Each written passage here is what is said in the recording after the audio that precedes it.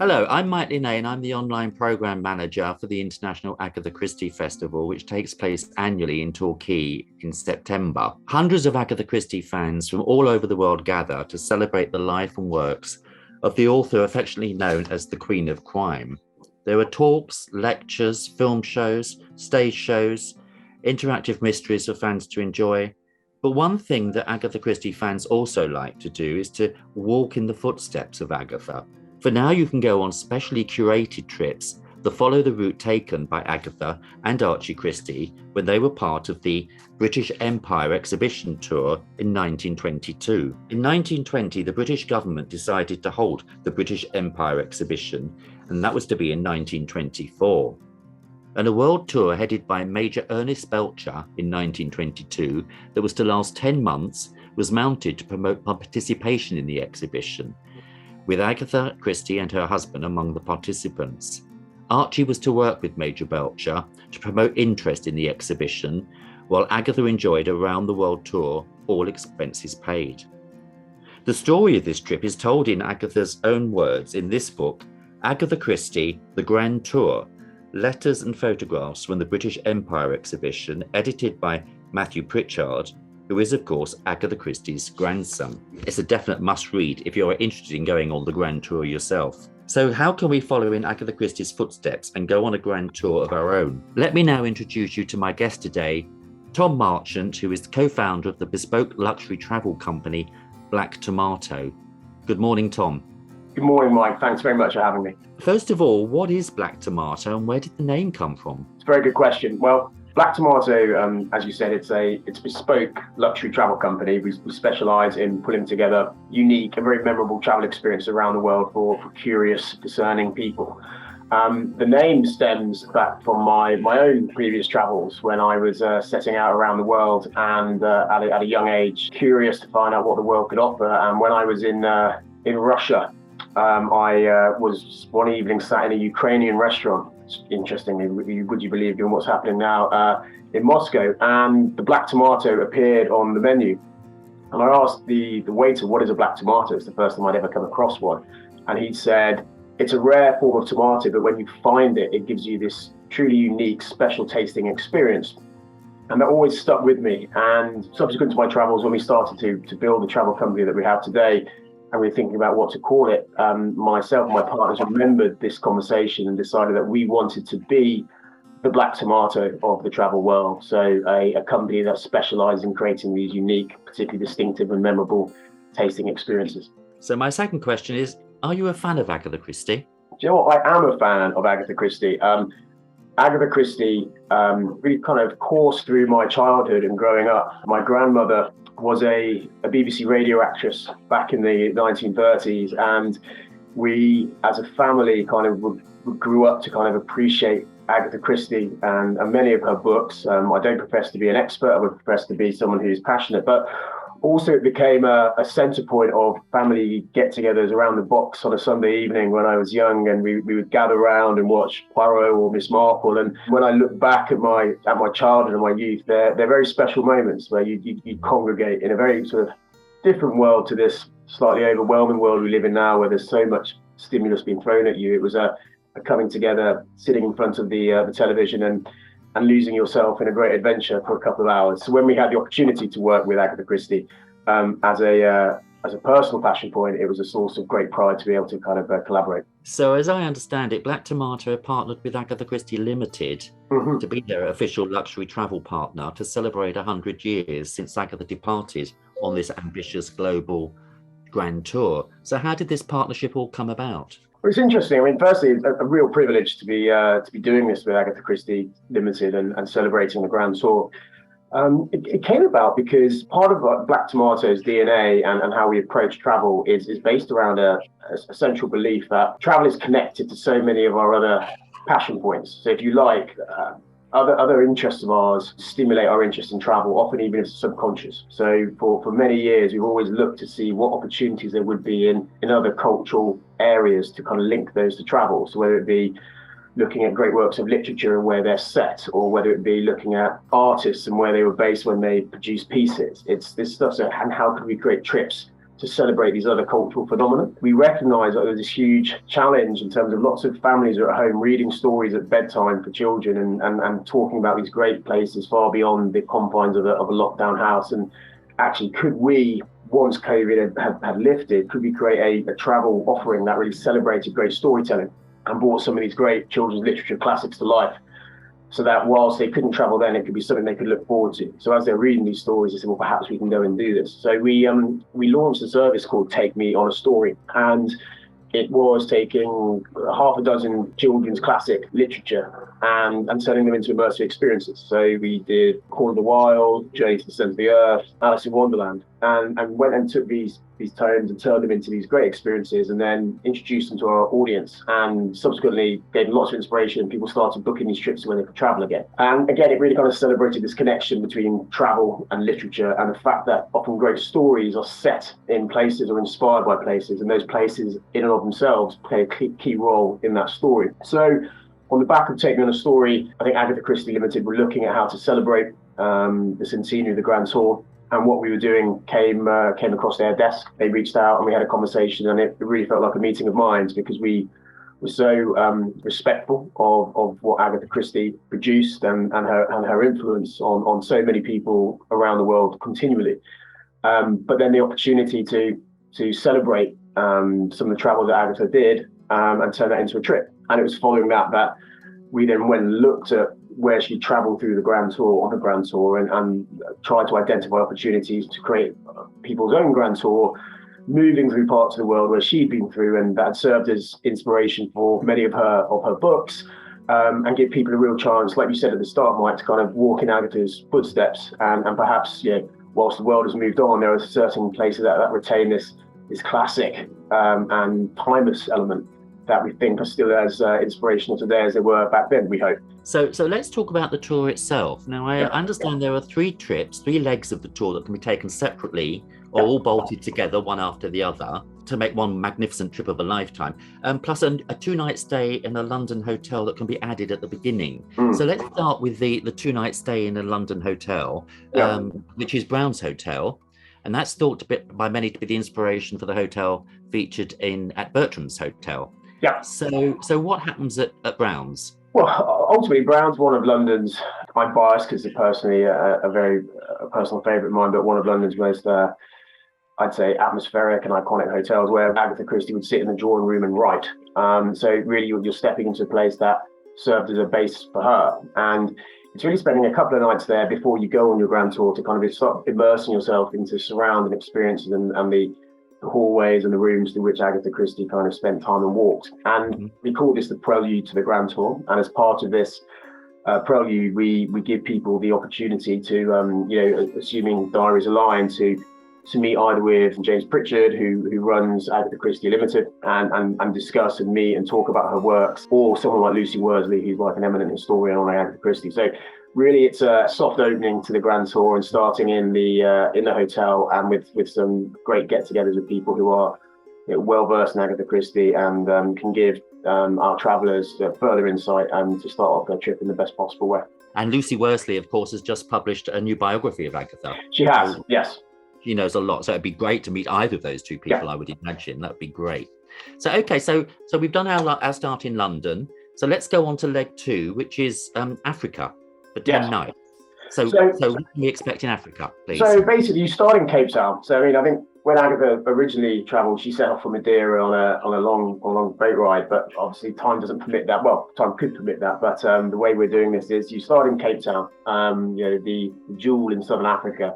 A very special city where Agatha spent time. It's actually where she learned to surf, which obviously everyone sure watching this knows this, but is recognised as the first female who kind of led surfing. So a significant part in her own development there, getting out to the beaches, taking people to galleries, and then getting outside of Cape Town into areas such as Stellenbosch and Franschhoek and the Garden Route, where she spent a lot of time sort of traveling around there, staying on fruit farms and finding lots of inspiration in her work there. So really kind of immersing yourself in the world there. And Cape Town now is both incredibly historic in terms of its role in Southern African's history, but also very current and contemporary in terms of its embracing of the arts. So it's a way of kind of being in and around places where Agatha spent time, and recognizing the influence it played on her own development. And from Cape Town, we take the Blue Train, which is an absolutely incredible overland journey, a wonderful train where you journey from there up to Pretoria.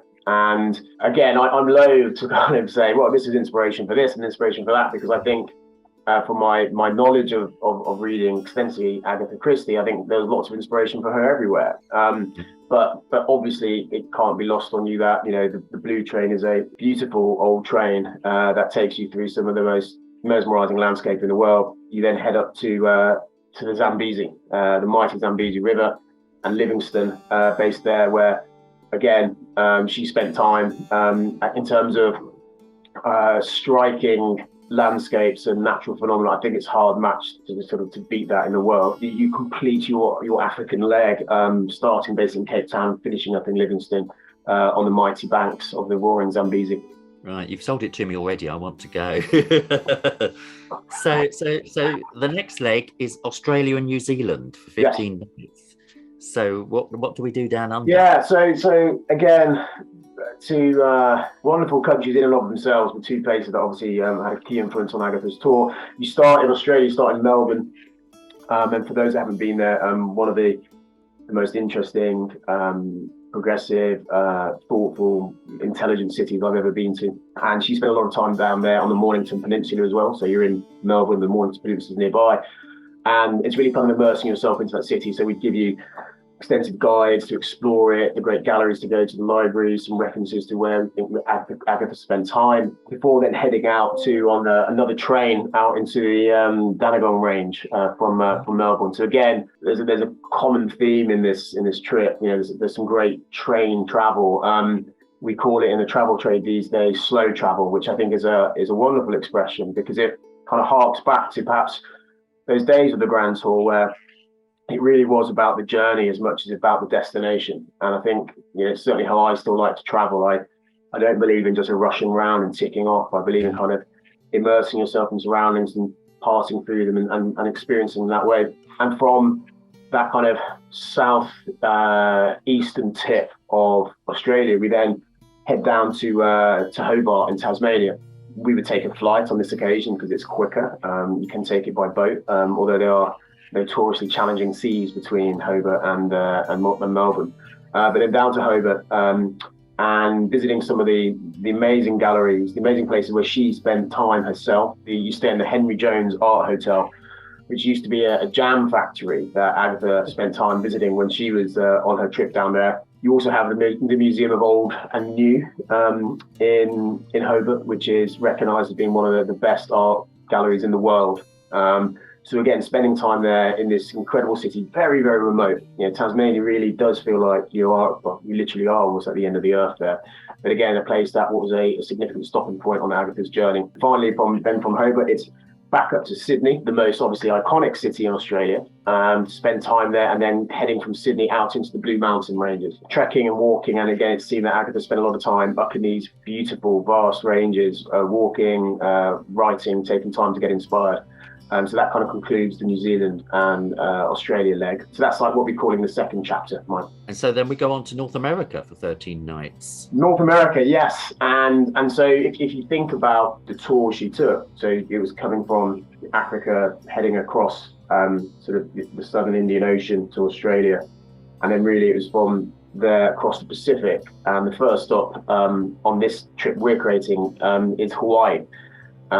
Very special spiritual part of the world, and again where it's known and understood that Agatha continued to indulge her love of this newfound surfing, and there's some fantastic imagery of her stood in Hawaii with a great longboard and writing about the thrill of surfing. And you arrive into Waikiki, which is their capital, where she did some surfing, but then you also head up to the north shore of Oahu, which is this world's mecca for big waves and beautiful beaches, and spend some time in and around Hawaii before then continuing across the Pacific Ocean to the west coast of Canada, into Vancouver Island. absolutely beautiful. I'm aware that I'm describing everywhere as absolutely beautiful, but trust me, I don't say about everywhere in the world. It does, one of the key aims of this trip is to kind of celebrate the very best of where she went. And Vancouver is a brilliant city, very, very progressive in terms of arts and culture, a place that puts kind of culture and celebration of art right at the top of its goals as a city. And I think regularly seen as one of the best places to live, and where she spent time on this grand tour. Great galleries to explore, great restaurants to enjoy, and also set in the most beautiful surroundings. You've got mountains you can see from the city, you've got ocean you can see from the city. It's not hard to see why it regularly tops kind of the number one city for quality of life in the world index. From Vancouver, you then head east to Banff and Alberta. So Alberta's a region, Banff's placed within it, which is well known as being part of the Canadian Rockies. And here you have stunning mountains, emerald green and deep blue mountain lakes that you lose yourself in, and where I think she described it as, these won't be the exact words, but sort of the most beautiful place I've been on earth. And again, we'll organise treks through there, we'll organise places to stop and just enjoy and soak up this truly special part of the world. Before heading further east and heading to Toronto, which is towards on the east coast, and then getting down to Niagara.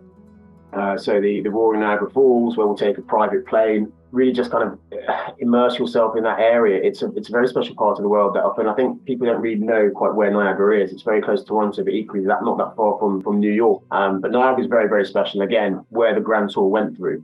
Before finally heading from Toronto south into America and to New York City. In terms of energy and pulse and opportunity and curiosity, I think it's the epicenter of the world. And I think, you'd stay at the Mandarin Oriental, which has views directly onto Central Park.